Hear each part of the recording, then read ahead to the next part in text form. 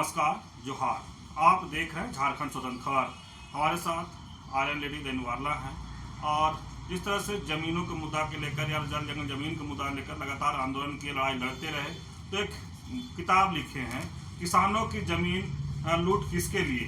तो हम बात करेंगे कि जैसे कि झारखंड में किसानों की जमीन लूट किसके लिए, यही मेरा एक प्रश्न है जिससे, और इस पर बात करेंगे तो क्या कहते हैं दीदी जोहार। झारखंड में जमीन की लूट किसके लिए? जिस किताब की बात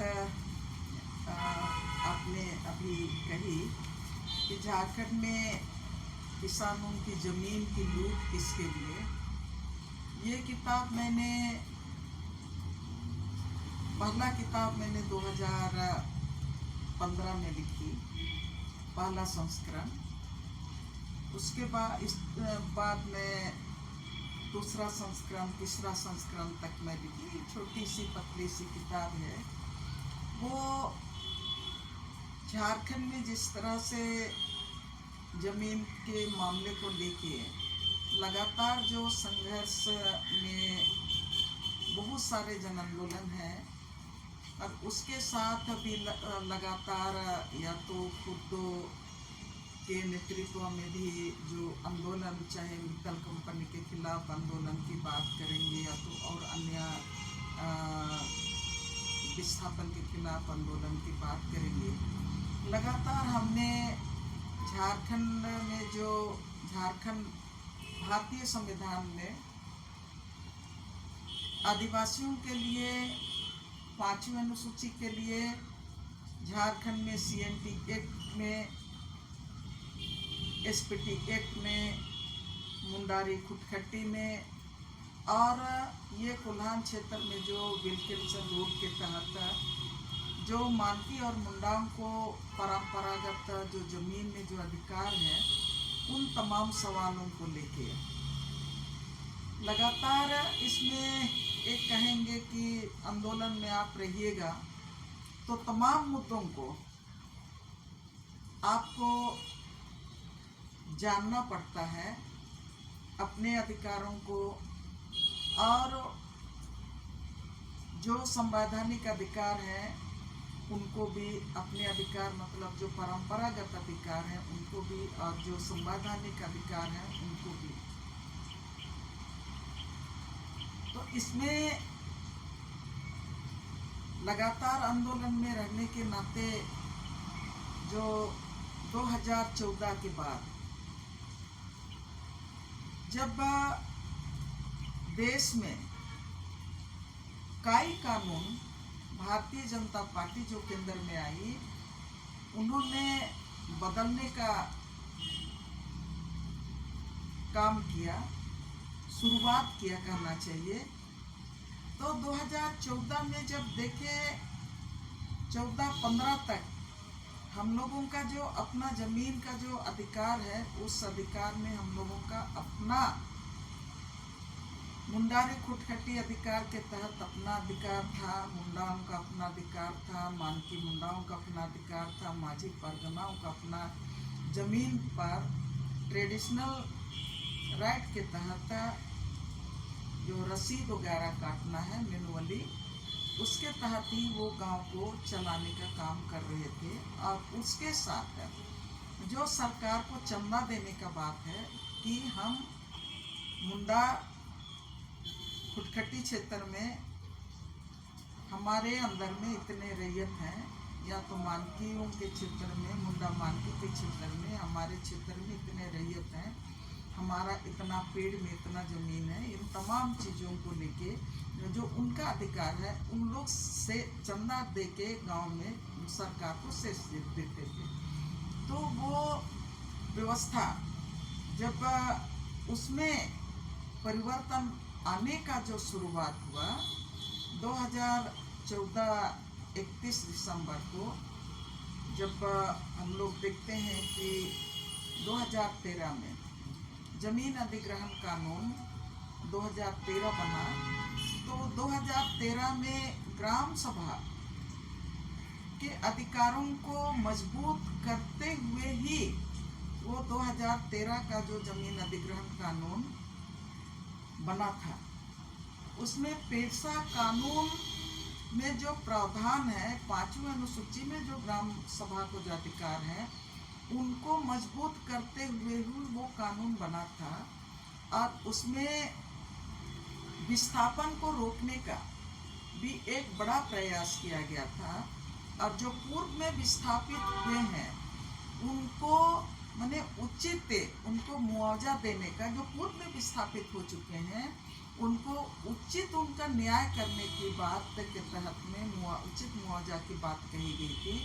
और उसी में जमीन वापसी का मतलब कि आपका जो जमीन जिस पर्पस से सरकार या तो कारपोरेट घराने ले लेती हैं और उन जमीन को अगर जिस पर्पस से उपयोग नहीं किया जाता है 5 साल तक, उस जमीन को वापस करने का प्रावधान ये 2013 का कानून में किया गया। और उसके तहत ही जो जमीन उपयोग नहीं हुआ उस जमीन को वापस करने का, विस्थापितों को वापस देने का प्रावधान किया गया था।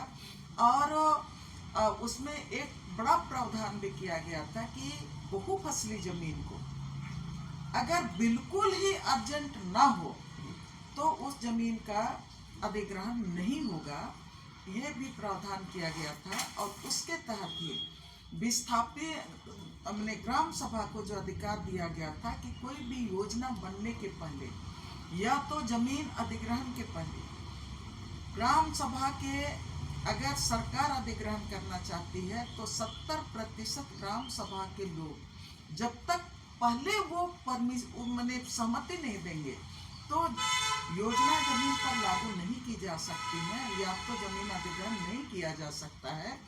और जब कंपनियों द्वारा जमीन अधिग्रहण का सवाल की बात होती है तो ऐसे परिस्थिति में 80% ग्राम सभा के लोग जब तक इजाजत नहीं देंगे, पूर्व सहमति नहीं देंगे, तब तक वो जमीन अधिग्रहण नहीं हो सकता है। तो ये जमीन अधिग्रहण कानून 2013 में ये तमाम प्रावधान थे और उसको लेके करीब करीब सबको बहुत खुश थे। और जब ये इसको मैंने खत्म करते हुए 31 दिसंबर 2014 को भारतीय जनता पार्टी की केंद्र की सरकार ने जमीन अधिग्रहण अध्यादेश लाया। जमीन अधिग्रहण अध्यादेश लाया तो ये अध्यादेश पूरी तरह से 2013 में जो कानून बना था, केंद्रीय कानून जो बन गया था, उसको खारिज करते हुए ये 2014 अब 31 दिसंबर की बात करेंगे तो एक दिन पहले, तो उसके बाद तो 15 आ जाता है, तो 2015 हो गया। तो ये जो कानून आया उसको पूरी तरह से स्टडी करने के बाद उनका जो मोदी सरकार ने जो ड्राफ्ट लेके आया था जमीन अधिग्रहण अध्यादेश का, उसमें ग्राम सभा का तमाम जो अधिकार था उनको खत्म कर दिया। और उसके साथ ही जमीन अधिग्रहण करने के पहले सोशल असेसमेंट की बात होती है कि यहाँ पर जमीन अधिग्रहण करेंगे और जो यहाँ पर जिस योजना को लागू करेंगे तो उसमें इस इलाके के लोगों के ऊपर में सामाजिक क्या दुष्प्रभाव पड़ेगा, उसका मतलब पूर्व अनुमान असेसमेंट करने का अधिकार था। और पर्यावरण असेसमेंट भी करने का मतलब उसमें प्रावधान था 2013 की कानून में। लेकिन जो अध्यादेश लाया गया मोदी सरकार द्वारा उसमें ये सोशल असेसमेंट भी खत्म हो गया और ये जो क्या बोलते हैं इन्वायरमेंट असेसमेंट खत्म हो गया। ग्राम सभा के जो जितना मैं पहले बोली थी ये तमाम अधिकार खत्म हो गए। और इसमें सिर्फ और सिर्फ मैंने जमीन अधिग्रहण साम दाम दंड भेद से जमीन अधिग्रहण की बात की गई। तो इसमें 5वीं अनुसूची के अधिकार खत्म हो गए, पेशा के अधिकार खत्म हो गए। तब हमने ये किताब को उस समय लिखे। इस समय जब हम लोग मोदी सरकार द्वारा जो जमीन अधिग्रहण अध्यादेश लाया तब पूरा देश उसका विरोध करने लगा। उसी में लैंड बैंक भी झारखंड में आया था। हाँ, उसी समय आया था। उसी समय लैंड बैंक को 2000 आपका 15-16 में लाया। तो ये किताब मैं पहला लिखी आपका 15 में। तो जब हम लोग इसका विरोध कर रहे थे और जब हम लोग बोल रहे थे, नारा देते थे 2014 का कानून रद्द करो, 2015 का जमीन अधिग्रहण अध्यादेश रद्द करो, 2013 का जमीन अधिग्रहण कानून वापस लाओ। तो जब हम लोग तोरपा प्रखंड में, कर्रा प्रखंड क्षेत्र में, और हम लोग जब डीसी ऑफिस का घेरने जाते थे खूंटी में, या तो हम लोग यहाँ गवर्नर हाउस के पास आते थे, तो लड़के मुझको कान में पूछते थे कि दीदी 2014-15 का जमीन अधिग्रहण अध्यादेश रद्द करो और 2013 का जमीन अधिग्रहण कानून वापस लाओ। तो ये क्या है? तब मेरे दिमाग में आया कि ये बड़ा सवाल है कि गांव के लोग इस सवाल को नहीं समझ पाए हैं। जमीन अधिग्रहण कानून अध्यादेश क्या है और 2014 का जो जमीन अधिग्रहण अध्यादेश क्या करता है, ये लोग नहीं समझ पा रहे हैं। और 2013 का जो जमीन अधिग्रहण कानून जो यूपीए सरकार के समय में लाई गई थी, वो क्या है? तब मेरे दिमाग में आया कि इस पर मुझको काम करना चाहिए। तब मैंने ये किसानों की जमीन की लूट मतलब 2014 31 दिसंबर 2014 में जो लाया गया था मोदी सरकार द्वारा जो जमीन अधिग्रहण अध्यादेश, उसमें वो कंपनियों जमीन लूट के कंपनियों को हैंडओवर करने का, जब सीएमटी एक्ट खत्म करने की बात करते हैं, एसपीटी एक्ट के अधिकारों को दरकिनार करने की बात करते हैं, ग्राम सभा का अधिकारों को खत्म करने की बात करते हैं, तब निश्चित रूप से वो साम दाम दंड भेद से आप जमीन गांव वालों से छीनेंगे और वो जमीन किन के लिए आप कल के दिन में देंगे। ये तो पिक्चर क्लियर था कि बड़े बड़े कारपोरेट घराने हैं, उनको आसानी से जमीन आप उपलब्ध कराएंगे। इसी के लिए ये कानून लाया गया था। तभी मैंने ये किसानों की जमीन की लूट किसके लिए, क्यों आप जमीन किसानों का जमीन लूटना चाहते हैं और वो जमीन आप किसको हैंडओवर करना चाहते हैं?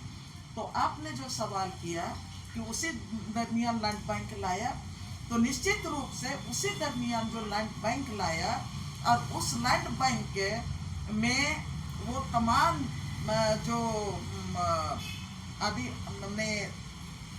गांव के क्षेत्र का, हम आदिवासियों की बात को नहीं कहेंगे, लेकिन पूरे ग्रामीण क्षेत्र का जो सामुदायिक जमीन है, उस जमीन को, चाहे उसमें आप जंगल झाड़ी की बात करेंगे, उसमें गरमजरू आम घास की बात करेंगे, उसमें नदी नाला की बात करेंगे, खेल मैदान की बात करेंगे, और उसके तहत धार्मिक स्थलों की भी बात करेंगे, सरना, ससंदरी, मसना, हड़गड़ी की बात करेंगे, और उसके साथ दिसौली की भी बात करेंगे, और बाकी जो और भी धर्मावलंबी हैं उनका भी आप लैंड बैंक के अध्ययन आप करेंगे तो उसमें मंदिर भी का जमीन, या तो आपका देवस्थल का जो जमीन है, या तो आपका कब्रिस्तान का जो जमीन है, तमाम जो जमीन है वो लैंड बैंक में शामिल किया गया है। तो उसी समय हमने ये किताब को लिखा कि लैंड बैंक भी बना रहा है वो जमीन गांव के लोगों को लूटने का, और इस जमीन को कहीं ना कहीं कारपोरेट के लिए ये जमीन किसानों से लूट रहा है, और ये जमीन को वो कारपोरेट को हस्तांतरण करेगा। तो तभी मैंने ये किताब लिखी, किसानों की जमीन की लूट किसके लिए। लेकिन झारखंड में सिंगल विंडो सिस्टम क्या है? सिंगल विंडो सिस्टम में आपने बड़ा सवाल किया। जब झारखंड में सब कोई पहले तो जानते हैं कि आपका जितना भी जमीन संबंधी का मैंने जो अधिकार थे, जिसको रिकॉर्ड ऑफ लैंड की भी बात करते हैं, या तो हर काम पहले मैनुअली होता था, हर सिस्टम आपका मैनुअली चलता था। लेकिन 2014 के बाद जब मोदी सरकार आया, यहाँ झारखंड में भी और केंद्र में भी जब मोदी सरकार आया, तो लैंड जो ऑर्डिनेंस की बात मैंने की, उसी के बाद सरकार ने इसमें केंद्र सरकार ने जब पूरे देश के लोगों ने लैंड ऑर्डिनेंस का विरोध किया और इतना जबरदस्त विरोध किया कि तमिलनाडु आपका कन्याकुमारी से कश्मीर तक के हर सामाजिक संगठन, किसान आंदोलन, आदिवासी आंदोलन संगठन, सबको जो किसानों के साथ खड़े हुए और उस लैंड ऑर्डिनेंस के खिलाफ खड़ा हुए। बहुत जबरदस्त आंदोलन हुआ। पहले आपका केंद्र में जंतर मंतर में हुआ आंदोलन, जंतर मंतर के बाद वहां पर रोक लगा दिया मोदी सरकार जंतर मंतर में धरना प्रदर्शन करने के लिए। तो पार्लियामेंट स्ट्रीट में आंदोलन शुरू हो गया। तो पार्लियामेंट स्ट्रीट में लोग भर जाते थे। किसान लोग, तमिलनाडु के किसान बड़ा बड़ा धान का जो बिजड़ा जिसको मैंने रोपने के लिए तैयार करते हैं, लोग वहां पर दर्जनों दर्जन मैंने किसान अपना धान का बिजड़ा सब लेके आते थे। कोई हाल बैल लेके आता था। तो ये आंदोलन जब बहुत मजबूत रहा, और उसमें मैं एक बात कहना चाहती हूँ कि तमाम विपक्ष, उस समय के जो विपक्ष के थे, तमाम विपक्षी मैंने संसद है या तो आपका राज्यसभा के मेंबर है, सबके साथ एक मतलब लगातार वार्ता चला। और उन लोगों से भी आम जनता, किसानों ने पूछा और जन आंदोलन ने पूछा कि आप किनके साथ हो, आप लैंड ऑर्डिनेंस के साथ हो या तो आप किसानों के साथ है। मैं धन्यवाद देना चाहती हूँ कि तमाम पॉलिटिकल पार्टी जो विपक्ष में थे उस समय, सारे लोगों ने जन आंदोलन के साथ खड़ा रहे। और उस समय का जन आंदोलन का जो बैनर था वो भूमि अधिकार आंदोलन था। उसी बैनर के तहत सब कोई आंदोलन में हम लोग शामिल हुए। झारखंड से भी हम लोग शामिल हुए। तो उस समय ये सरकार बोल दिया था, मोदी सरकार उस समय लोकसभा में उनका मेंबर जाता थे तो पास हो जाता था कानून, राज्यसभा में अल्पसंख्यक में था तो 3 बार जैसा पास हुआ लोकसभा में, राज्यसभा में जाके अटक जाता था। वहाँ राज्यसभा में लोग उसको पास होने में ही नहीं दिया। तब मोदी सरकार का अब हम तीसरी बार, अगली बार हम ये लैंड ऑर्डिनेंस के लिए कोई माने कानून नहीं लाएंगे। तब उसके बाद उस समय उन्होंने कहा था, मोदी सरकार कहा था, लेकिन इस कानून के तहत जो भी राज्य सरकार है अपने राज्य में जो जमीन संबंधी कानून बनाना चाहेंगे, मैं उनको पूरा मदद करूंगा। तो यहाँ पर रघुवर दास था तो उसमें देखिए जो असेसमेंट की बात मैं की, तो उस असेसमेंट में आपका जो असेसमेंट में गांव वालों से जमीन लेने के पहले जो संवाद करना था वो संवाद खत्म हो गया। आपका पर्यावरण असेसमेंट की बात कही गई थी तो ऐसा होगा जिसमें ग्राम सभा इन्वॉल्व होता। 5वें अनुसूची में जो ग्राम सभा को जो अधिकार है गौ सभा को, मैं ये क्या बोलते हैं सरकारी ग्राम सभा की बात नहीं कर रही हूँ, लेकिन 5th शेड्यूल में जो ग्राम सभा है पैसा कानून के तहत जिसको हम लोग ग्राम सभा बोलते हैं, उसको उसमें मैंने उनकी भागीदारी होती कि मैंने क्या क्या प्रभाव पड़ता उसमें जब असेसमेंट होता। तो उस ऑर्डिनेंस में उसको खत्म कर दिया गया।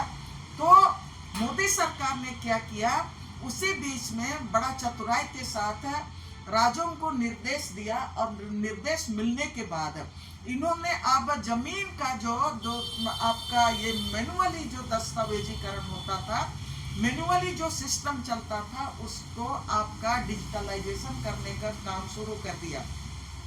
डिजिटलाइजेशन करने का कार्यक्रम शुरू कर दिया। तब उसमें वो बोला कि अब देश में डिजिटल व्यवस्था चलेगा और इस डिजिटल व्यवस्था में किसानों का जमीन का भी डिजिटलाइजेशन होगा, गांव के लोगों का हर चीज डिजिटलाइजेशन होगा। उसी में झारखंड में यहाँ का खतियान का भी डिजिटलाइजेशन शुरू हो गया, यहाँ का जमीन का हर रिकॉर्ड का डिजिटलाइजेशन हो गया। उसी और फिर वो बोला और उसी समय ये जैसे उनका डिजिटलाइजेशन हुआ तब यहाँ पर रघुवर सरकार ने कहा कि अब तमाम चीजें डिजिटलाइजेशन प्रोसेस से होगा और यहाँ पर उसके लिए हम सिंगल विंडो सिस्टम बना दे रहे हैं। तो सिंगल विंडो सिस्टम का मतलब क्या है? सिंगल विंडो, पहले आप जमीन का जो खरीद बिक्री करते थे उसके लिए आपको फिजिकली कोई भी जमीन को जाके देखने के लिए आदमी को उस सर्टेन प्लेस में जाना पड़ता था, उस मौजा में जाके उस जमीन पर आपको जाना पड़ता था, तब आप जमीन देखेंगे, पसंद करेंगे, नहीं पसंद करेंगे। उसके बाद फिर आगे प्रोसेस बढ़ता था कि हाँ यहाँ पर जो जो सिस्टम था जमीन का क्रय विक्रय का, उसमें आपका गांव के लोगों को इन्वॉल्व गवाही के रूप में किया जाता था। उसके साथ ही आपका जो कर्मचारी होता था, सीआई होता था, और उसके साथ ही आपका अंचल अधिकारी होता था, एलआरडीसी होता था। ये तमाम उसमें एक प्रोसेस में रहते थे कि ग्राम सभा से आपको राजामंदी करना पड़ता था। उसके बाद आपका सीआई भी देखेगा, उसके बाद आपका बाकी और जो सिस्टम में है वो लोग देखते थे। एक लंबा प्रोसेस था। उसमें आपका अड़चन भी डालने का उसमें व्यवस्था था। अगर मेरा जमीन को आप ले रहे हैं और गांव वाले लोग अगर आप गवाही नहीं देंगे तो वो जमीन को आप ले नहीं सकते थे। ये भी व्यवस्था उसमें था। तब ये जो चतुराई से सिंगल विंडो सिस्टम जब लाया गया तो इसमें कहा गया कि आप जमीन के खरीद बिक्री या तो कोई भी प्रोसेस जमीन का होगा, उसके लिए कोई दिक्कतें नहीं होंगी। ये जो सीढ़ी बाय सीढ़ी चलना पड़ता है, प्रोसेस करना पड़ता है, वो सब खत्म करके अब एक खिड़की में तमाम व्यवस्था हम खड़ा कर दे रहे हैं। आप जमीन कहाँ पर आपको लेना है, वो जमीन का साइट आप ये www.झारभूमि.in में आप चले जाइए, गूगल करके देख लीजिए। आप पूरा देश का, पूरा झारखंड का जमीन, पूरा झारखंड का नक्शा आपको यहाँ का मौजूद रहेगा। आपको कहाँ पर जमीन लेना है, नदी के किनारे लेना है, रोड के किनारे लेना है, कहाँ पर लेना है, किस तरह का जमीन को लेना है, उसके लिए आपका उसमें हम व्यवस्था कर दे रहे हैं डिजिटलाइजेशन में। और उसमें बोला कि नहीं, आप सिंगल विंडो सिस्टम से चलेगा। आप उसी में 2 खाना रहेगा, मतलब जो इसमें एक तरफ आपका जमीन खोज के निकालिए गूगल करके, एक ऑप्शन, और जमीन पसंद कीजिए, और दूसरा तरफ आपका पसंद जो जमीन हुआ वो जमीन को आप वहाँ आवेदन है सरकार का, आप वहाँ पर उस फॉर्मेट में आवेदन भी कर लीजिए। वहाँ से शुरू होगा। उसके बाद तमाम जमीन का जो खरीद बिक्री, आपका लेन देन आपका सरकार के साथ हो जाएगा। गांव वालों को पता भी नहीं चलेगा जो गांव में जमीन देश विदेश में बैठे लोग झारखंड के जमीन देख सकता है, खरीद सकता है, बेच सकता है। तमाम चीजें उसमें समाहित की गई। अब उसमें ग्राम सभा को पूछने का जरूरत नहीं है, गांव के लोग को भनक भी नहीं लगेगा। आपका जमीन जहां पर आप, जैसे अभी डिजिटलाइजेशन में बहुत सारा जमीन हुच पुच हो गया है, जमीन का मालिक भी गायब कर दिया गया है। प्लॉट नंबर तो है लेकिन उसका जमीन का मालिक कौन है वो गायब कर दिया, उसको उड़ा दिया गया, खाता नंबर उड़ा गया, नाम बदल दिया गया। आप वहां पर मेरे नाम के जगह पे आप किसी को भी बैठा दीजिए, कोई मुंडा के जगह पर आपका कोई अमेरिका का मुंडा को भी लाके आप बैठा दीजिए, और उसके बाद आप वहीं पर तमाम चीजें तो आपने खत्म कर दिया। ग्राम सभा का जो भूमिका था वहाँ हस्तक्षेप करने का, सिफारिश करने का, वो भूमिका खत्म कर दिया। अब वहाँ पर सीधे तौर पर आप कंप्यूटर में बैठ के ऑनलाइन आप जमीन को खरीद सकते हैं, बेच सकते हैं। और डिजिटल सिंगल विंडो सिस्टम में कहता है आपका जमीन का म्यूटेशन भी आपका ऑनलाइन होगा। इसीलिए वो single window system without any delay, किसी से बिना रोक टोक के आप जहां चाहेंगे वहां पर सरकार आपका जमीन को इधर से उधर जिसको चाहेगी हैंडओवर कर सकती है। आपका जमीन अभी तो जो अनुभव है कि सब कोई जान रहे हैं, खतियान में 50% किसानों का, 70% किसानों का जमीन आपका गायब हो गया। अब वहाँ किसी का भी नाम चिपका दीजिए, खाता नंबर किसी का चिपका दीजिए, किसी का फोटो चिपका दीजिए, रातों रात आप कोई भी जमीन का मालिक बन जाएगा। तो ये जो सिंगल विंडो सिस्टम बना, इसी के लिए मुझको तो लगता है आज की तारीख में, पहले भी मुझको इसका अंदेशा था, तो मैंने अपने वो जो किताब जमीन, किसानों की जमीन की लूट किसके लिए, उसमें मैंने एक छोटा चैप्टर उसमें भी डाला कि ये सिंगल विंडो सिस्टम क्या है। और वो सिंगल विंडो सिस्टम के तहत ही आज की तारीख में पूरे झारखंड का जो जमीन है ना, वो पूरा देश दुनिया में बैठा हुआ आदमी देख रहा है। और उसमें अपना नाम, आज तो हैरानी की बात है कि कोई झारखंड को देखा भी नहीं होगा, लेकिन वो सिंगल विंडो सिस्टम और लैंड रिकॉर्ड डिजिटलाइजेशन, मॉडर्नाइजेशन या तो डिजिटल इंडिया के तहत गांव का रैयत बन गया है। कई लोग हैं झारखंड को देखे भी नहीं है, लेकिन गांव का रैयत बन गए हैं।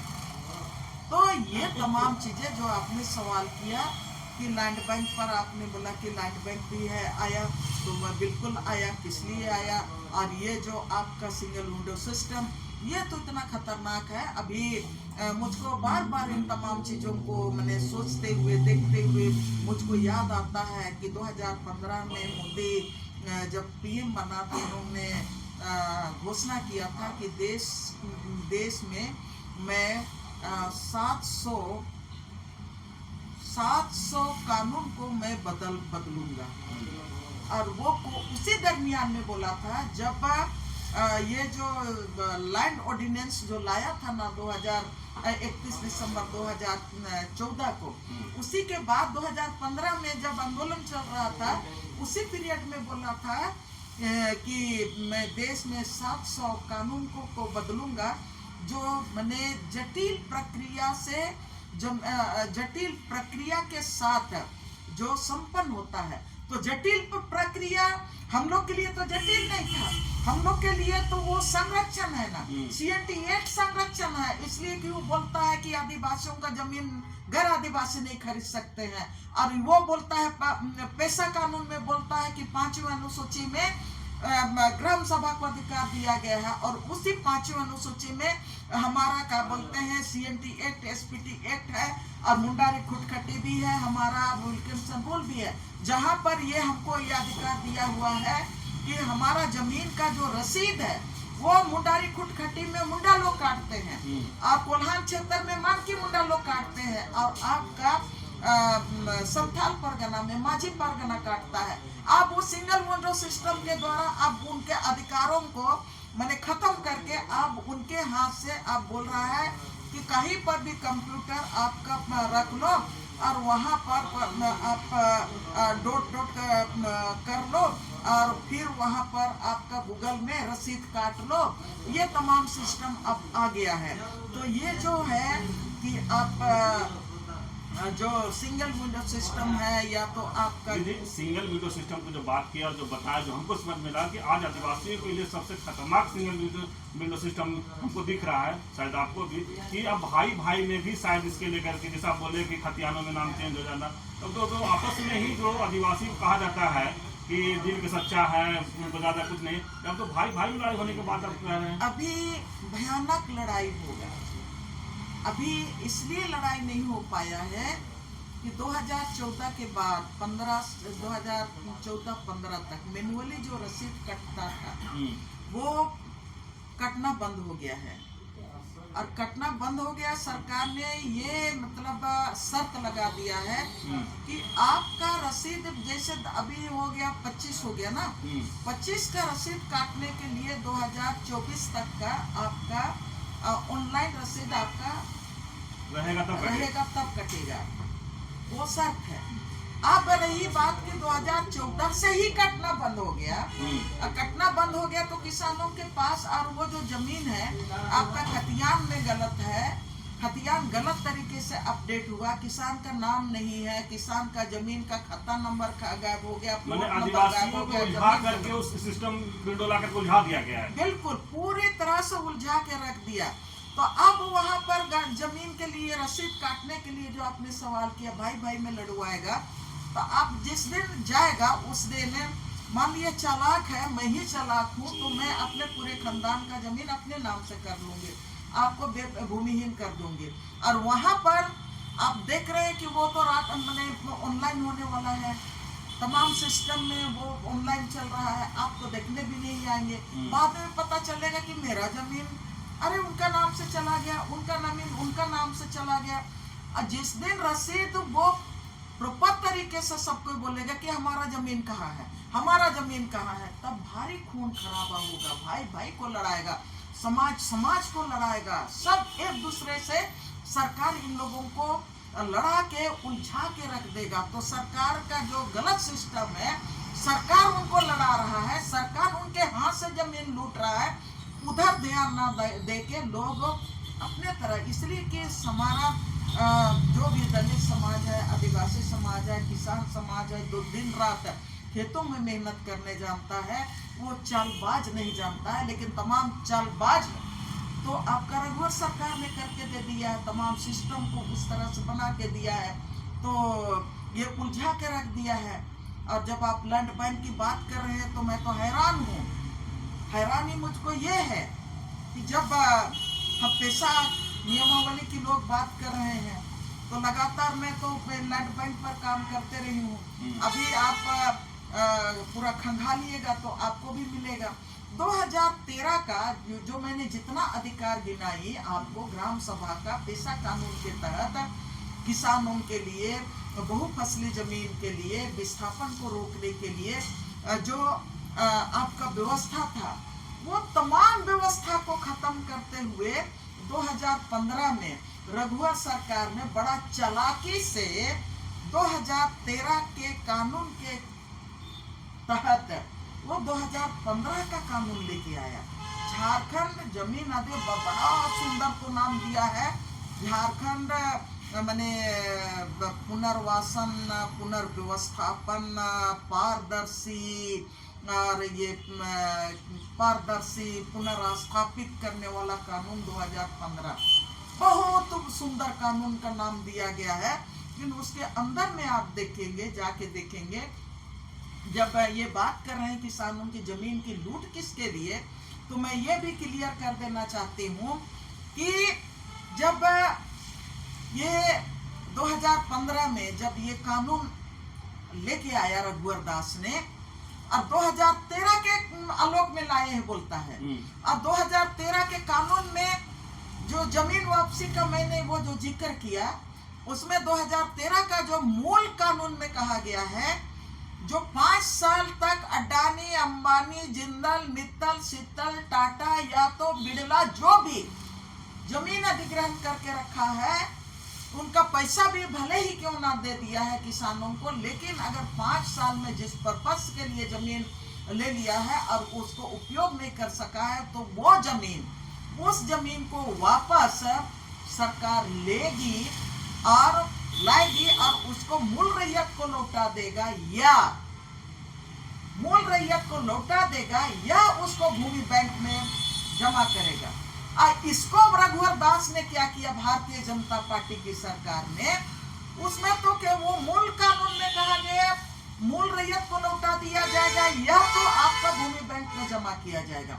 इसको रघुवर सरकार, भारतीय जनता पार्टी मैंने गलत तरह से उसका इस्तेमाल करना शुरू कर दिया और उसमें वो जो भूमि बैंक बनाया, तमाम कानून को खत्म कर दिया। लेकिन इसको तो समझने की जरूरत है, इसीलिए मैंने ये तमाम चीजों को, किसानों की जमीन की लूट आखिर किसके लिए, जो आप ये जो भूमि बैंक बनाए, आप उसमें मूल कानून में तो कहा गया है कि जो कंपनियों के हाथ में जो जमीन है, उस जमीन को आप वापस कीजिए। 5 साल तक आपने इस्तेमाल नहीं किया तो मूल रैयत को दीजिए या तो भूमि बैंक में जमा कीजिए। लेकिन रघुवर दास और भारतीय जनता पार्टी ने उसको उलाट दिया। आप भूमि बैंक में बना दी, भूमि बैंक बना दिया। और कहाँ बना, कैसे बना, कोई फॉर्मूला नहीं, कोई उसमें तथ्यजनक कोई भी मतलब आपका ये नहीं था, मापदंड नहीं था, कोई पॉलिसी नहीं था। सिर्फ आपने अब यहाँ पर किसानों का अडानी अंबानी को तो छूने से रहे, और जितने भी कंपनियों के पास, एचईसी के पास जमीन है, आपका टाटा कंपनी के पास जमीन है, आपका बोकारो इलेक्ट्रो स्टील के पास जमीन है, बोकारो में जो बोकारो स्टील प्लांट के पास जमीन है, सबके पास जमीन है। अब कोत जमीन पड़ा हुआ है पहले से, जो आप मैंने सरप्लस जमीन के रूप में जो आप लिए हैं, वो भी जमीन बचा हुआ है। और जो 5 साल के बाद की बात है, वो भी जमीन आपका पड़ा हुआ है, लाखों लाख एकड़ में जमीन है, कोयला कंपनी के पास जमीन है। लेकिन वो जमीन को उसमें आपको वापस करना था भूमि बैंक में, तो भारतीय जनता पार्टी ने उस जमीन पर कोई एक शब्द नहीं कहा, छुआ भी नहीं उन लोगों को, और आपने भूमि बैंक के नाम पर किसानों का जमीन, आदिवासियों का जमीन, मूलवासियों का जमीन, उनका जंगल झाड़ी का जमीन, उनका नदी नाला का जमीन, खेल मैदान का जमीन, मंदिर का जमीन, मस्जिद का जमीन और सरना मसना ससंदरी हड़गड़ी का जमीन को आपने गलत तरीके से, गलत आपका नियत के साथ आपने उसमें सब प्लॉट को जमा करके आपने कह दिया कि हाँ देखिए हमने भूमि बैंक बना दिए हैं। तो यह सिर्फ और सिर्फ किसानों को भूमिहीन बनाने का, आदिवासियों को भूमिहीन बनाने का और आदिवासियों का सीएनटी एक्ट अधिकार को खत्म करने का, यानी कहेंगे तो पूरा संवैधानिक अधिकार है, 5वें अनुसूची के तहत जो अधिकार है, हमारा खतियान पार्ट 2 में अधिकार है, हमारा विलेज नोट में जो अधिकार है, तमाम अधिकारों को खत्म करने के लिए ये रघुवर दास की सरकार 2015 का जो जमीन अधिग्रहण कानून बनाया, गलत तरीके से उसको भूमि बैंक में डाला। और ये जो आपने कहा किसानों की जमीन की लूट किसके लिए, तो मैंने इसीलिए तीन संस्करण में मैंने ये किताब को लिखा और पहली बार जब मैंने लिखा वो तमाम कॉपियों को मैंने ग्राम सभाओं में बांट दिया। मैं फ्री ऑफ कॉस्ट में बांटा। मुझको लगा कि अगर कानून को लोग नहीं जानेंगे, कानून आपके ऊपर कैसे अटैक कर रहा है और आपका जो संवैधानिक अधिकार है वो अधिकार किस तरह से मतलब खत्म हो रहा है, उनको आप नहीं जानेंगे तो आप उसको रोकने के लिए भी आप में समझ पैदा नहीं होगा और आप उसको रोकने के लिए आप लोगों को मोबिलाइज भी नहीं कर सकते हैं, आप संगठन खड़ा भी नहीं कर सकते हैं। जहां पर जैसे कि कहा जाता है संघर्ष कर, शिक्षित बनो, संघर्ष करो, संगठित हो, संघर्ष करो। तो मैंने फ्री ऑफ कॉस्ट हमने बांट दिया कि भाई सब कोई देखो आपका कानून कैसे लूटा जा रहा है, आपके कानून पर हमला हो रहा है, आपका माने मूल अधिकार क्या है। तो उसी समय मैंने 3 संस्करण में ये किताब को पतली और मैंने मोटा भी लिखा जा सकता था, लेकिन लोग पढ़ पाए इसके लिए आप सोचे कि छोटा छोटा में उसको दिया कि ग्रामीण लोग पढ़ पाए इसको। बिल्कुल छोटा छोटा उसमें आपका एक बार पढ़ा, 2 दिन पढ़ा तो वो खत्म कर दिया। जो उनको समझ तो आगे का इच्छा हुआ कि आगे क्या इसमें आगे पढ़ना चाहिए। बिल्कुल। चलिए अभी आप सुन रहे थे आर्यन लेडी देंगवारला की बात, लेकिन हम बता दें कि जमीन की लूट किसके लिए पर हम लोग बात शुरू किए थे, लेकिन बहुत चीज़ बीच में खुलासा किए कि किस तरह से आदिवासियों के साथ खिलवाड़ हो रहा है, या कहें कि आदिवासियों के ही जमीन पर खेला भी हो रहा है कि अपने भाई एक दूसरे भाई के दुश्मन भी हो जाएंगे उस जमीन के लिए। कि इसलिए बड़ा खुलासा किया है कि जो रजिस्ट्री है या जो खतियान है उसमें लोग छेड़छाड़ कर रहे हैं। लैंड बैंक सरकार बनाया उसमें भी कहीं नहीं खेला हुआ। तो जिस तरह से पूरा अगर खबर देखेंगे तो पता चल जाएगा कि जो ये बुक जो लिखे थे इनका सोच कितना अच्छा था कि उस ग्रामीणों को बांटे कि पढ़ो और जानो अपना अधिकार कि जमीन कैसे बचेगा, जमीन किसके लिए लूटा जा रहा है, किसके लिए लैंड बैंक बनाया जा रहा है, तमाम बात देखिए यार। सिंगल विंडो पर जहां तक तो और बड़ी बात क्या है, सिंगल विंडो बना करके तो आदिवासियों को एक तरह से कहें तो खत्म करने का एक साजिश ही लोग किए थे। सत्ता में बैठे उस समय का जो लोग थे कि सिंगल विंडो लाएंगे और सब तरह के जो सिस्टम है उसको ये करेंगे। और एक बार और बात क्या है कि जो विदेशों में है, बाहर है, झारखंड जो देखा नहीं है वो भी चाहे तो झारखंड की जमीन खरीद सकता है, बेच सकता है। तो सोचिए कि जिस तरह से कह रहे हैं खतियान में छेड़छाड़ की बात तो लगातार होता ही रहता है, और कह रहे हैं कि अगर कोई भाई चालाक है तो चाहे तो पूरे जमीन अपने नाम से करा सकता है, एक भाई को भूमिहीन बना सकता है। तो सोचिए किस तरह से भाई भाई में एक बार झगड़ा होगा तो दीदी बोले कि भयंकर अभी झगड़ा नहीं हुआ है, भविष्य में हो सकता है कि भयंकर इस पर झगड़ा भी हो सकता है। तो इसी तरह खबर को देखने के लिए आप झारखंड स्वतंत्र जुड़े रहिए। जोहार, नमस्कार।